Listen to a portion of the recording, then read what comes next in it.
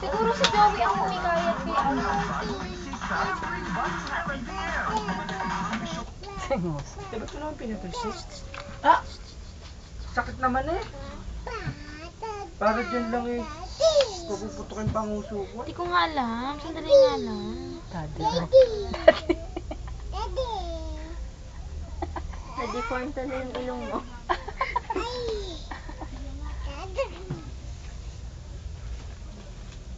Daddy.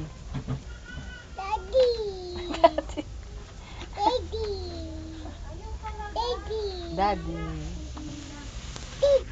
Mami. Mami.